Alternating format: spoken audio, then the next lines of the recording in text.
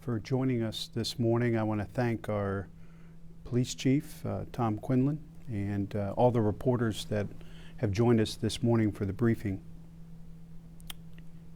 It has been a tough, emotional, painful few days for our great city. We have all heard the anger and frustration in the voices of our neighbors, and we feel it too.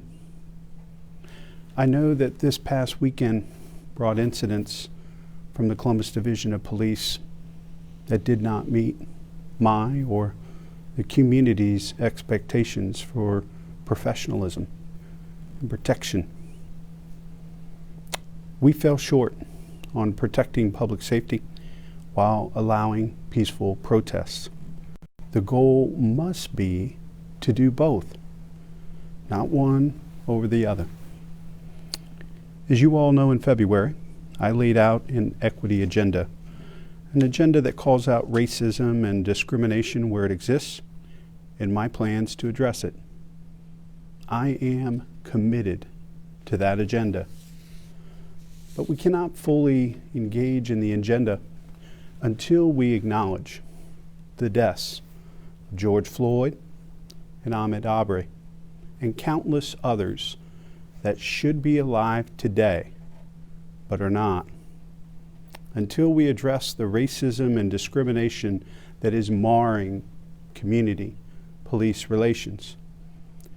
As we move through the next days and weeks, you can expect clear, tangible actions regarding policing and accounting of what we've implemented from the Columbus Community Safety Advisory Commission and the Matrix report, and a time frame for additional actions that will be taken swiftly.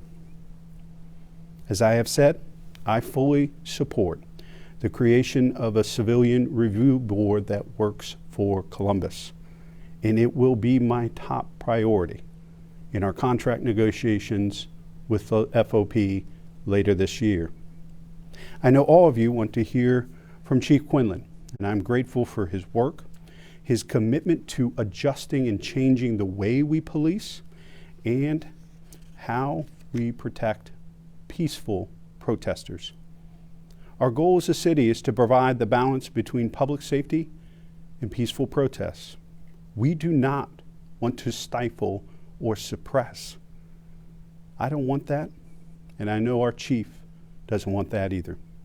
I'd now like to ask the chief to give us updates, and then we'll open it up to questions from the press. Chief? Thank you, Mayor, and let me begin by saying that all of our hearts go out to the George Floyd's family, and this is a clear example of how bad policing tactics can land in tragic results. And we have a commitment to our community to make sure we get things right and hold people accountable when they do not. And that's occurring in this situation in Minneapolis. They are taking the right action, and I support that action. For an update on what's going on here in our community, we have a lot of good people that have, for not just recent events in Minneapolis or elsewhere in the country, but years of pain and a feeling of a lack of equity in treatment. And we have always been open to changing our practice and policies. We continually review them and try to update them. But again, we need the input from the community to help us guide our policies and our tactics that go beyond just what the law allows. We can be more restrictive than what the law allows. We need to know what the community expects from police, and that happens through constructive dialogue. And in this case, sometimes constructive protest. And we support the people in our community who want change. We will walk with them, and we will make those changes as the mayor has laid out. And I am committed to that. We do still have other people in our community that don't share the same values as people who want change. They're not committed to the same goals that we share with our community. In fact, they're destructive, they're dangerous, they're putting the good people of our community who want to be heard in danger, and they're putting police officers in danger. I can't expect my officers to go out there and protect the public if I don't take actions to try to protect officers. That I expect that of them, they expect that of me. So we're in this together. We have a shared common goal. We all want to be safe, and that's what I'm committed to. So over the last 24 hours, we've seen changes in how police are interacting with the public and how the public's interacting with the police. And that's the Pelian principle that goes back hundreds of years, and it's working still today. We're listening, and we have good progress being made. We still just need to work on some fringe elements that don't reflect our community. And we're going to do that and keep people safe and continue to march and facilitate the movements around Columbus for the good people who want to be heard. And we've had maybe, I think it was 10 or 11, I think it was 11 arrests last night, mostly for curfew related violations. We did not have any hands-on type of use of force, but officers, again, were pelted with frozen water bottles and rocks and bricks and other things that put not just the officers in danger, but watching the video, these were occurring where there were people's cars and people in cars and students up around Ohio State University in harm's way by the actions of these individuals. In fact, one Good Samaritan tried to give people a ride out of the area of Lane and High, and only to be robbed by those individuals and assaulted, violently assaulted. And we did catch those individuals. After a car chase and after a foot pursuit, we were able to catch them. I'm sorry, we caught a few that were with them, but there are some that are still out. So again, we want to protect people that are engaged in these type of activities legitimately, and protect them from people just like this who are not here with the shared goals that we all have. And with that, I think the progress we're seeing, the relations we're building, were overdue. And with that, I'm ready to take some questions. Thank you, Chief. And before we open it up to questions, I think something that the Chief said that I'll reinforce here, that the biggest change that we've seen over the last couple of days is having both peaceful protesters and the police working together to keep our officers safe and those peaceful protesters safe, and really working together to start to separate those folks that are in our community that have come from outside to destroy our community, to commit violence, to attack our officers. And I think there's great progress that's being made there because our officers and these peaceful protesters are working together to try to separate this fringe element that is here only for one reason, and that is to endanger people's lives and to destroy property. And we will not tolerate that. Now I'll open it up to questions. If you have a question, please go to the podium one at a time, and we'll respond directly. The Chief and I will be able to see you there in chambers.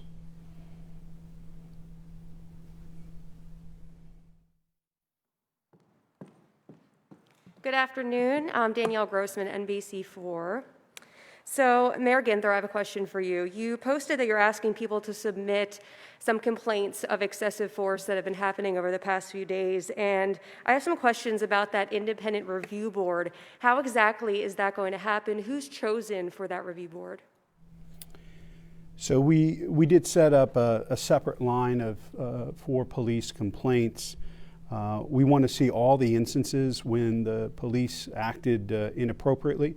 I know some people don't feel comfortable going through the chain of command through a traditional complaint through the IA, Internal Affairs. So we set up an email address where folks can send videos, photos, and details of the complaints that can be reviewed by civilians outside of police. And a team in the Public Safety Director's office will be responding. It'll be made up of an assistant director, a deputy director. We also are going to have a faith leader that's going to be part of that group, and there may be others as well.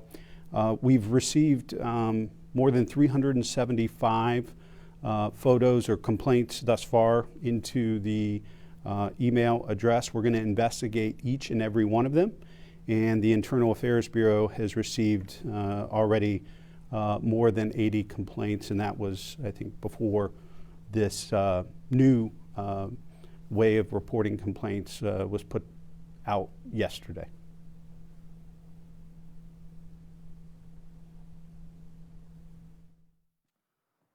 Hi, Mayor. Hi, Chief. This is Nick Evans with WOSU News.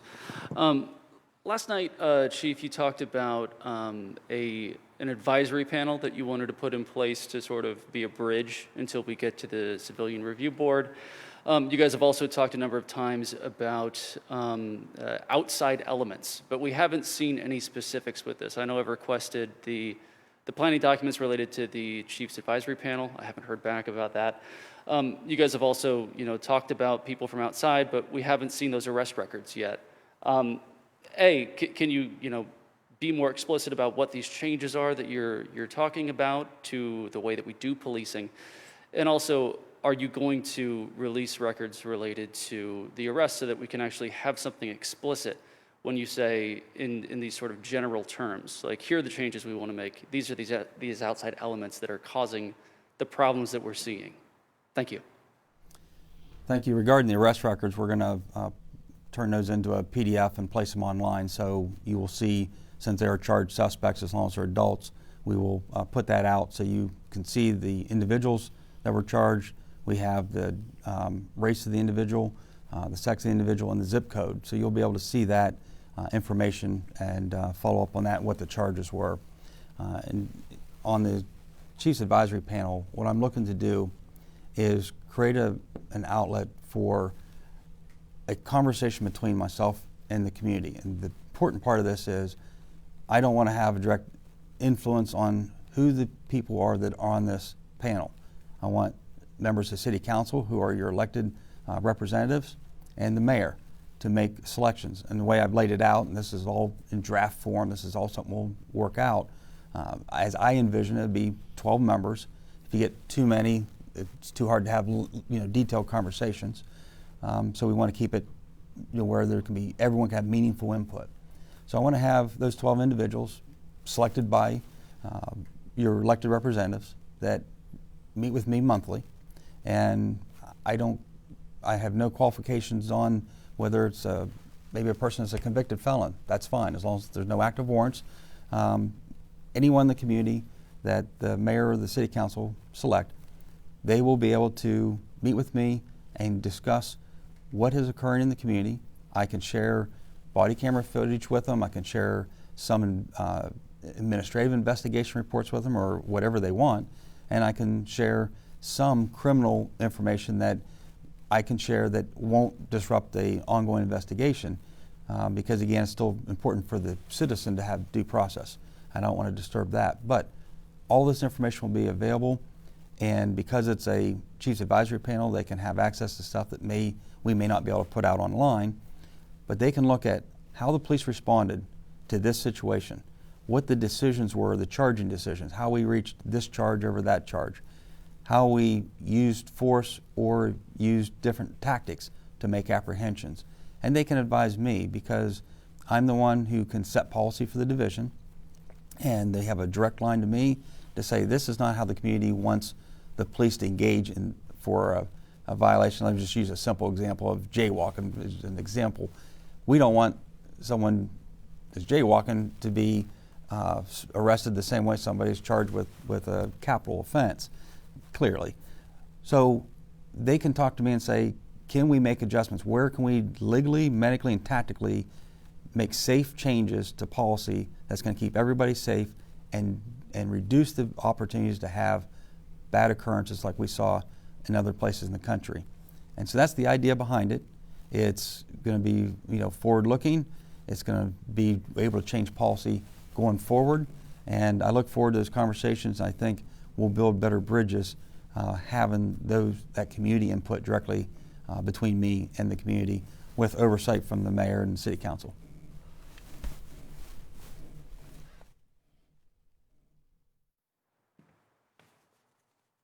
Good morning, Mr. Mayor, Mr. Chief. This is Ori Givens from Spectrum News 1. I'm going to ask about the use of force over the past 5 days. The videos and the pictures that we've seen, obviously they're snapshots in what happened, but there were methods that were used against people in Central Ohio that the public doesn't agree with. There's a petition where thousands say that you both should be removed because of what happened over the weekend. How are you going to make sure that people in this city can trust the police and their elected officials to protect them and not subject them to things like gas or whatever other projectiles were deployed this weekend to suppress protest? I very much appreciate the question, and you're absolutely correct, and that's why I spoke with the chief over the weekend, and as the mayor, I take responsibility for what happens with our division of police. It is my responsibility, and I acknowledge we made mistakes in the way that we engaged, particularly on Saturday, and had a conversation with the chief after seeing many pictures and videos and talking to people personally that we all know and trust and work well together with in the community that were there for peaceful protests. I shared that information and let the chief know that our actions didn't meet the community's expectations or mine. And he immediately understood, acknowledged, and changed the way that we have engaged peaceful protesters since then. And I think he's gone a long way having our division of police, the men and women that are out on the streets every day, understand there are two very distinct groups that are out there right now. Overwhelmingly, peaceful protesters that we need to protect and make sure that we have positive engagement and interaction with them. And then there is this criminal element that's interested in hurting our police officers, burning down our buildings, and destroying our quality of life. And it's our job to make sure that we understand clearly there are two different types. And I think the adjustments the chief has made, the changes that he has made, having Governor DeWine's support, bringing in the National Guard, having the regional law enforcement support that we've had, we have been able to make some significant changes in the way that we've engaged the public and worked with peaceful protesters together so that we could focus on and go after this criminal element that was putting our officers, putting protesters and the public at risk. Chief? Thank you, Mayor. Let me pick up on what the mayor said. He said we didn't meet expectations. And so I want to build on that because that's exactly what we're focused on. And as Mayor said, there's two distinct groups in our community. Well, there's also two distinct pressures or rules that drive police actions. One of them is a legal standard. Graham versus Connor is the U.S. Supreme Court ruling that determines how and when police may use force. And that's what we typically train to and operate by. The missing piece of that is what the community expectations are for how we exercise our force policies under Graham versus Connor. We can't be more lenient than what the Supreme Court says, but we can be more restrictive. And so that's where the community expectations come in and where we make better informed decisions on training and policy once we hear from the community and find out what the community standard is so we can live up to the expectations. And to be very specific and direct to the question, the advisory group that I will work with the council president in making a top priority and having that formed hopefully within the next week or two to work with the chief, I would expect that the top priorities would be reviewing use of force policies and how we interact with peaceful protesters. Obviously, I think there's a wide consensus out there in the community about how we handle people who are here to hurt our officers, to destroy our property and burn down our city.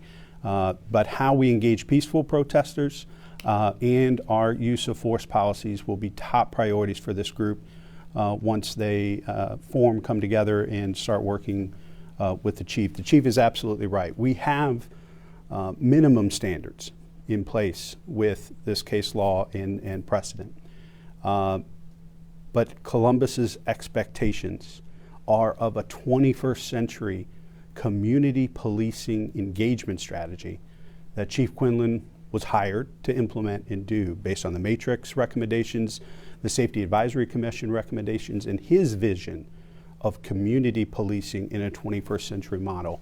We no longer are going to be a department that operates on minimum standards, but meeting and exceeding community expectations.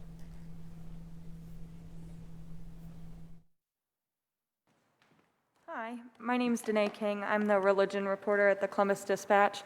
And I know that the mayor and public safety and the police department have been working with faith leaders for at least 2 years now on some alleged internal racism against officers in the division.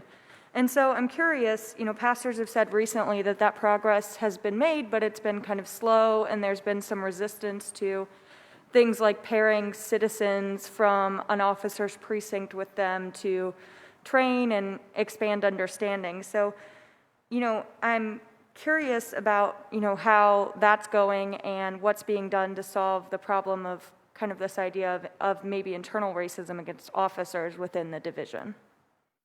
Well, thank you for the question, and you're absolutely right. In the Matrix report, talked about this. There's a huge disparity between what our officers of color, women, LGBTQ officers face with respect to discrimination and racism, what they're seeing day in and day out, both interactions within the division and how things are being carried out with the public.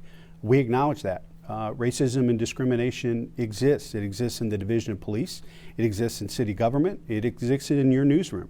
And it exists in places throughout this community. Our job is to acknowledge it exists and own the remedy to address it. And that is exactly what the chief is doing with the reforms and the changes that he is making.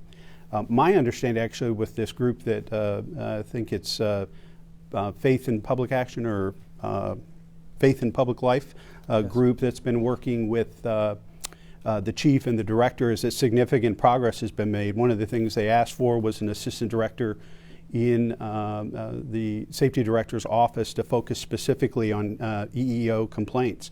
We now have that director doing that, and folks have been coming both in police and fire with complaints. They hadn't had an opportunity to go outside the chain of command for those issues in the past, and so that has been great progress. And I had heard just recently from many of the pastors involved with that work that they were very happy with the progress that the chief was making. So I'll let him speak a little bit more to the engagement with Faith in Public Life. Thank you, Mayor. Exactly what I have done is worked with them and met their 7 obligations and outlined exactly where we are at today, where we were when we started these conversations, and where we're heading. It would be foolish for me to suggest that racism does not exist in the Division of Police because I have departmentally charged people for racism. I've held people accountable, and I've made it very clear that I will not tolerate it and that you will not come before me and get a written reprimand or leave forfeiture if you engage in an EEO violation, whether it be racism or gender discrimination or retaliation, anything. You will go before the Director of Public Safety to face a suspension or termination. That's my commitment, and that's what I've upheld. So I can't say it doesn't exist because I have charged people for that in the Division of Police, and we'll continue to root that out. And that's been pretty well received by the faith leaders, and I continue to uphold that commitment.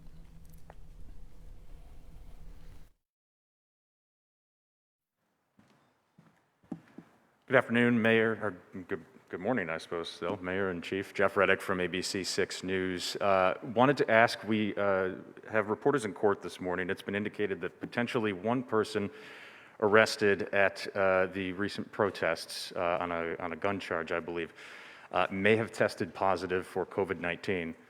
Certainly, that's a risk among the crowds that have gathered as well during the past 5, now potentially 6 days. Is there any thought of trying to disband these not only on the basis of the potential violence and destruction that comes along, but also on the basis of the current pandemic that we're facing? I appreciate the question, Jeff, and it came up yesterday in a press conference with Councilmember Tyson and Dr. Roberts. A reporter asked about these protests and the issue of clearly folks are not following social distancing. I participated in a couple of protests, and we didn't practice social distancing, but it's critically important that people have the ability to raise their voice, their anger, their frustration, and call for change. So what I've attempted to do, and I've seen a number of folks wearing facial coverings and masks that are protesting. And so what I've tried to do when I participated in protests is lead by example and do my very best to try to keep distance and wear a facial covering and mask. But Dr. Roberts was very clear yesterday in the press briefing. There is a risk, not just for here, but in big cities across the country where these peaceful protests are taking place, that the spread obviously is a real threat. And we already have the highest number of cases in the state. So we are preparing for the impact. And Dr. Roberts and I will be unveiling in the next week or so a very extensive and aggressive community testing strategy, as well as our plan for contact tracing and investigations, which are going to be absolutely critical until, with social distancing and facial coverings, until we have a vaccine. But Chief, if you want to speak to the specific case, if you have any information about that. Thank you, Mayor. I was informed this morning that there was a report of a person under arrest in court this morning that had tested positive, and I have my public information officer trying to verify that through the health department by name. So until I get that information, I'm not able to confirm it. But it does go back to overall concerns. We are still in a global pandemic. We still need to hear from people, but the concern is not only are people at risk because of the pandemic and COVID or the coronavirus, but they're also officers at risk because there is no way for any of us out there in this situation to provide the safety that we need, and we've been practicing for so many months and made such good progress. I don't want to see this unwind that progress. So we need to find a way to listen and make change and still keep people safe. That's always our goal. And I'm concerned that with the exposure officers have, that we could see more of a surge, which will also take officers, put them in quarantine, and create a handicap on us to be able to continue to provide the level of service that we are. So as people protest, as people come downtown and have their voices heard, just please keep in mind that there are continuing risks, and officers are very, I'm very proud of the fact that they're going out there despite the risk and putting themselves in danger as they do for everything and keep the public safe. You'd be able to, as a follow-up, Chief, would you be able to describe what you know about the student journalists that reported and had video of themselves being maced near the campus area last night and why that may have occurred? Absolutely. I sent the incident to Internal Affairs to have it investigated so we can find out what the facts are. Because, again, if that occurred, then we need to fix it. If there's more to the story than a single video or a single snapshot, which I've seen some videos from other angles that give new perspective to it, then I think the officers also deserve a full investigation and review of what happened to either hold them accountable or show that they acted appropriately. In this case, the curfew was not the issue. The issue was when you see reporters at a crime scene, they're behind scene tape. They don't go inside the crime scene. When police are creating a police line and directing people to move, reporters are able to stand there and film and do anywhere where the public's allowed to be. But when we're moving people out, because at that time you can see in the videos actively bottles and rocks and projectiles coming at officers and the public, for their safety we had to move people along. That's all they were asked to do, is you can't stay here, you have to move. We would not arrest them for curfew violation. Those are applied to other people. Media is exempt. But sometimes also with media personalities, we recognize them visibly.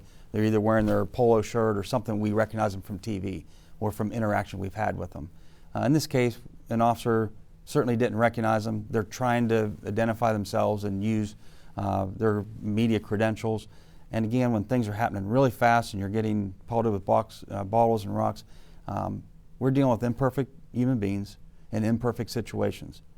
Mistakes will happen, and we will take action to correct them and make sure that we do not allow our mistakes to be repeated.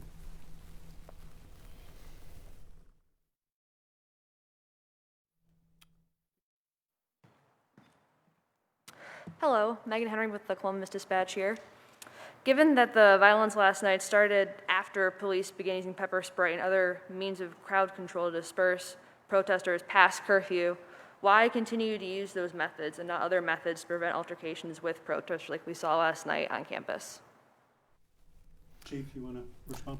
Absolutely. I do not have information that those tactics were used while there were peaceful protests going on. The information I have is that was a response to a violent crowd looking to continue further damage to our city and further injure our officers. And officers have a right to protect themselves, protect the public, and these are means we use for crowd dispersals that do not place hands on people and do not have the ugliness of a tug of war or anything else that you would see when you have to physically remove somebody. So, excuse me. So, it's my understanding that this was a response to criminal activity and assaults towards police officers and the community, not provocation of that to occur. And if you have any evidence or information that you could share with the chief or Sergeant Fuqua, we can get you a response or answer if you're talking about a separate incident from Lane and High. Yes, sir.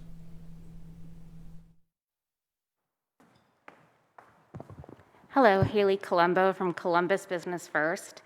Mayor, you mentioned there are distinct groups of people who are causing property damage and those who are peacefully protesting or members of the media. Chief, you just said that when things are happening really fast, it can be hard to tell, like you just mentioned in the case with the student journalist. What do you say to those who are criticizing that you are not adequately distinguishing between those groups? As well, the mayor said that there were 100 cases of property damage as of Saturday. Where does that number stand now? Chief? The last numbers I saw were still just slightly over 100. I'm getting a report prepared for me every day, and I have not had the report forwarded to me this morning because of other activities I've been preparing for. However, on the student activities and trying to identify people, keep in mind, this is very visible and people know who we are. But there's other officers out there that are in plainclothes, for instance. You won't readily identify, they're not readily identifiable. When you have a crowd of people wearing bulky clothes and just maybe have a lanyard on, and officers their attention's being drawn in 100 different directions, sometimes, again, imperfect human beings in imperfect situations, it's difficult. There's no malice involved, there's no intent. It's just a very chaotic situation. And in that regard, I'd ask the public to have some patience and please comply, and we'll work it out afterwards. But please don't stand there and argue. Move along and comply, and we'll fix this after the fact so there's nothing bad happens. I guess the only thing I would add, I've been to a number of the businesses that have been damaged, spoke to business owners and going to visit some others here today. A lot of these small businesses had been closed for several months. We're just starting to reopen post-COVID, and it will create significant challenges. There will be some small businesses that do not come back. There has been significant property damage. We don't have evidence to directly link it, but we have a strong feeling that the fire, massive damage of a new development on Topiary Park was conducted by this nefarious, dangerous criminal element that we've spoken to, who is trying to hijack this movement of peaceful protesters to put officers at rest, the public at risk, and to burn our city down. That was a $28 million development. So these are real impacts that are going to create additional job losses and negative economic impact. And so as proud as we are to welcome and protect and encourage public protests, that are peaceful, we have to be laser focused on this criminal element who's putting our officers, our neighbors, and our businesses at risk. And that's what this continued work. I will say that this is the first time we have seen as a community, and certainly our division of police, the types of ongoing protests over an extended period of time where nationally we've seen this. These fringe element criminal groups have attempted to hide and hijack peaceful protests.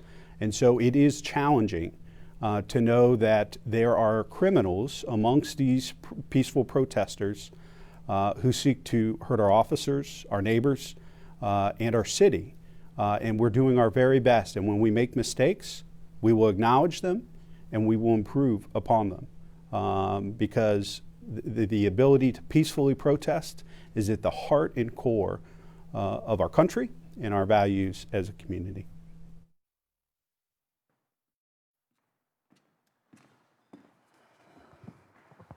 Mayor, Chief, this is Nick Evans from WOSU again. First of all, thank you for giving us so much time. I really do appreciate it. You guys have a number of times so far said that there are two different elements that are involved here. But the thing is, tear gas doesn't discriminate. So is that really the best tactic for end-of-night policing? If you want to distinguish between people, tear gas isn't going to do it. Is arrest the better move? And then also, Chief, I understand this is two questions at once. I apologize, but we saw images yesterday, early on in the evening, of you and other leadership officers milling with the crowd. But then at the end of the night, for the second night in a row, we saw the curfew enforced with tear gas and pepper spray. So what do you say to residents who see that first show of support as disingenuous? Thank you. Well, the issue of dealing with peaceful protesters, as you saw yesterday in the downtown area, was a welcome relief. And we've been able to start building bridges and get on a path to this remedy that is so overdue. What you saw in the campus area were people who were not downtown peacefully protesting, but were up throwing bottles and rocks and getting ready to create more damage in our university area. We had to take some action to distinguish between those who we want to walk with and want to work with and want to hear from, and those that are here just to either create havoc or force some other agenda on the city that has nothing to do with what the real heart of this is about, racism and public servants. The use of chemical agents and other munitions that are used to disperse crowds is not discriminate. They saturate an area, and that's the way these items work. Because our goal is not to have to go put our hands on people, make physical arrests, take people's civil rights away, which we have the authority to do, to take their freedom away, but that's not our goal. We want them to leave the area and disperse. That's the idea of the agents we're using, is to get people to move, not to have to then take people, put a criminal charge on them, have that on their record, have to go to court, have to hire an attorney. We just want them to leave and stop damaging our city. And again, what I'd reinforce that the chief has shared, that the engagement you saw from the chief and deputy chief were with peaceful protesters, and the use of tear gas and other chemical agents were used to deal with a criminal element that, again, is trying to hijack peaceful. There is a difference, and we're going to continue to have to remain focused on treating these two very different groups. Overwhelming majority of peaceful protesters and a very small element of criminals. Mr. Mayor, Chief, Ori Givens from Spectrum News again. I want to focus back on the contract negotiations that are supposed to happen regarding the police department, the police unions. I'm curious to know how much of these new strategies, whether from the matrix recommendations or from the community's Safety Council will make it into the actual new contracts that that are going to be agreed on between the city and the police. And then two, specifically within the contract that exists now, police, the records for disciplinary actions, complaints, things like that, I believe have a time frame where after that time frame they are removed from the record. Would the city explore making that time frame either longer or eliminating it altogether so we can have a record of the actions of police who may be some of those quote unquote bad apples? Excellent questions, and absolutely. There are a number of things that the chief has already implemented from the Matrix report and the Safety Advisory Commission. We're going to be bringing the commissioners together to give them an update on that work, I think later this week or early next week, so the chief can lay out all the work that he has already done. There are a few that will require engagement and contract negotiations, but I have been very, very clear. I agree with the council president that a civilian review board will be the city's top priority in this round of negotiations. But as the chief has already shared, he is forming an advisory group right now on policy. And he can change policy of the division and how we engage, when we use force, how we engage peaceful protests, all those types of things. And I want to get that group formed immediately. Because we want to make sure that the policies we have in place meet community expectations, not minimum legal standards. And that's what the chief has outlined here today that we are committed to do. And we know that expectations of the community will change over time. And our job is not to police based on minimum legal standards, but meeting and exceeding community expectations. So this will be an ongoing piece of work to make sure that everybody in our community feels served and protected as opposed to policed. And the other question, I'm trying. That remove records after a certain period of time, disciplinary records?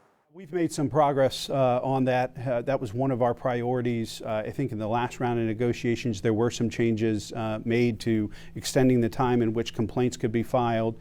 And I agree with you. I think that we need to have a longer period of time for things to stay in people's records. Most people that work, things stay in their file and are part of their record for a good part of their career. The other thing that the chief is working on is having an early intervention system in place for officers who may not be able to bring their very best to work because of things going on in their personal lives, or over time have continued to have complaints or issues raised about their conduct or engagement with the public. And so he's continuing to work on putting that together. And then obviously, we're very interested in the way the chief has made changes to make sure that our officers are getting the support they need, with mental health and wellness and other things. We know our officers can't bring their very best to work, whether in the midst of a crisis like this or in their day-to-day work serving the public, unless we're taking care of them and making their health and wellness, not just physical, but mental health and professional development, a top priority as a city. Chief, any additional comments? Oh, I'll add to that is I'm management, and I'm on the mayor's team, and any expansion of management rights are very welcome to me.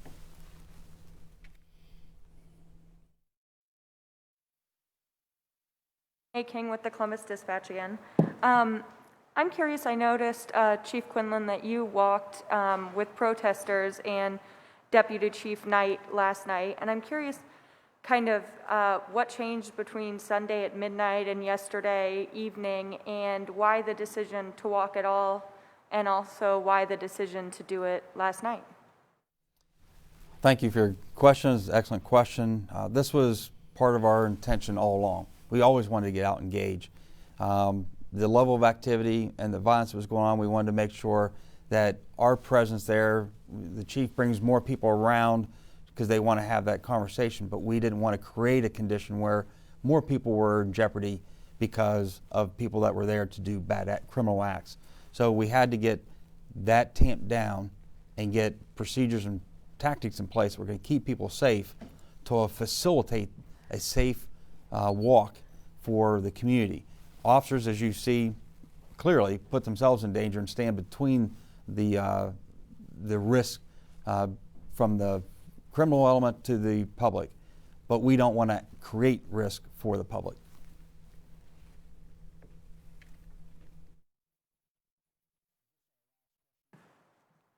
Ted Hart from NBC4. During the pandemic, Mr. Mayor, we talked about how tax collections, tax revenue was down. The city was already suffering economically as a result of the pandemic.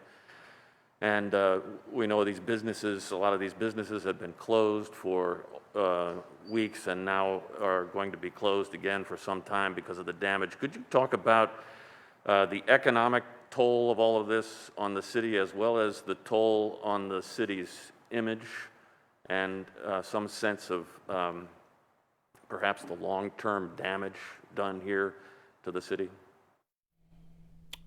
Great question, Ted. I don't know if I have complete and accurate answers to give you, but I'll give you the best of what I got right now.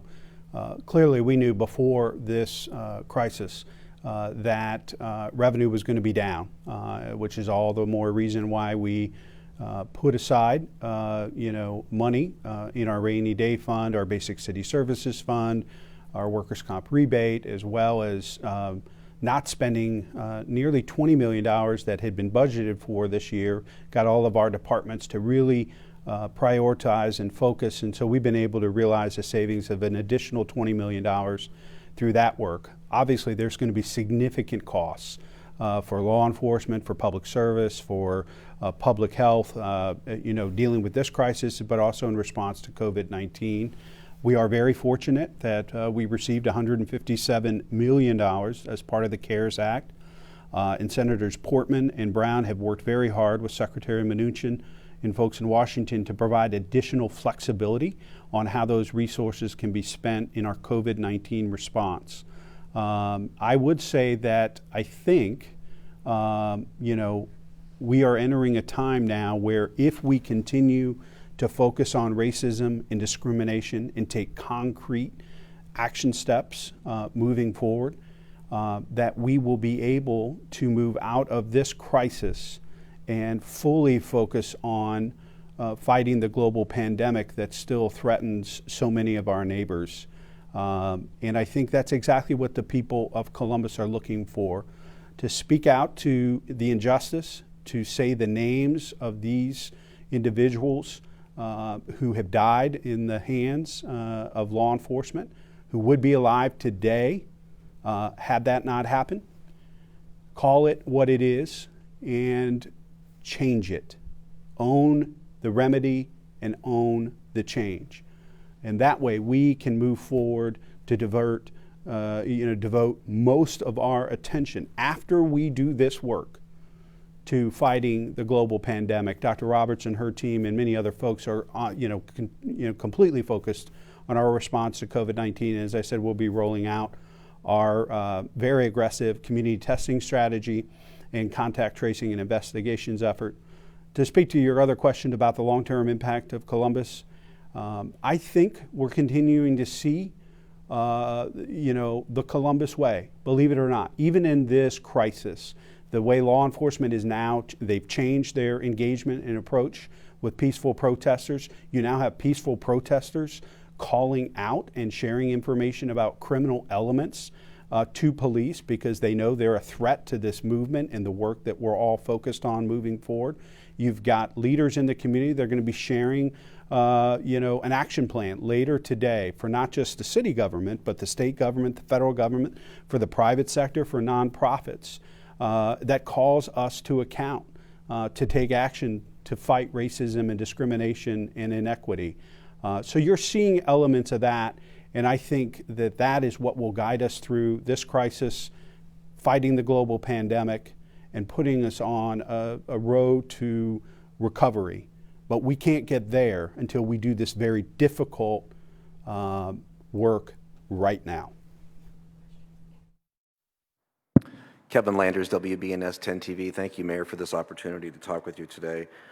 Can you talk about the issue of people in our community have questioned both you and the chief's leadership and asked for both of you to resign? Can you talk about that and your feelings about that? And secondly, Mayor, did you ever give the chief an order not to arrest unruly protesters or not to use mace during these protests. And for the chief, there are people in our community, African American people in our community especially, who fear that when their children leave the house every night, go drive to meet friends or what have you, that they fear that they're going to be stopped by police. And I'm wondering if you're aware of that issue, that concern, and how, moving forward, can we change that perception so that they don't feel that way? Thank you. So 3 questions, is that right? The first question, I'll leave the third question for the chief. It was on resignations, direct orders on arrests, and then safety for African American children and parents. Okay. To the first question, the chief and I are in very high profile leadership positions. We're criticized every day, and we accept that criticism. That's part of the role of leadership and accountability. We accept that. We acknowledge when we make mistakes, and we change. And that's the cost and the price of leadership. We believe passionately in fighting racism and discrimination. We believe in reform, and that's what we're committed to, and that is what our plan is. So I accept the criticism. That is part of being the mayor of the 14th largest city in America. And whether or not we're in a crisis or fighting a global pandemic, or none of those things, criticism comes my way every day, and I accept it. I learn from it, and when I make mistakes, I acknowledge them and move on. The second part, no, there were never direct orders to the chief on tactics. I shared with him on Sunday morning that our response and engagement, the way that we dealt with peaceful protesters, specifically on Saturday and Saturday morning, early afternoon, didn't meet my expectations and the community's expectations. He heard me out, he understood it, and he changed the strategy, the approach, and the tactics, but there have never been any direct orders of tactics or anything else other than me sharing feedback on what I was hearing from a lot of very active and engaged peaceful protesters that wanted to do their part to make sure that the protesters stayed safe, the officers stayed safe, and that things didn't escalate. And quite honestly, that those two groups would start working together to eliminate this criminal element that was threatening to hijack and take over the movement. Third question, Chief, you want to take? Absolutely, Mayor. Thank you. Kevin, thank you for the question. This is really the question of the day. The heartbreaking realization that people are afraid when their children leave the house and may have an interaction with the police. During my retreat this month, well, it was actually in May 6th, 7th, 8th, and 11th, I opened the retreat with a theme. The theme was relational policing. And I started also with a quote from Einstein, that we cannot solve today's problems using the same thinking we used when we created them. So I challenged my staff to take the vision I was laying out, the matrix report and the Mayor's Commission recommendations, to make substantive change, to focus on youth services, victim services, community services, things like the mobile clue that the Police Foundation is working with us on, and TAPS programs and citizen police academies, and ways to interact, engage, and create positive interactions with our youth.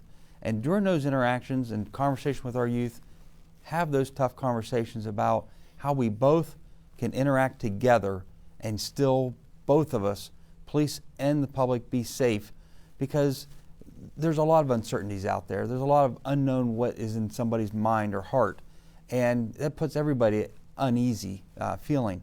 So having these conversations, building relational policing, is exactly how we're going to solve this problem in our community. Thanks everybody for joining us this morning. I know we'll be doing more briefings in the future, and we'll make sure that information gets shared through Robin and the rest of the communications team here at the city. Have a great day, everybody.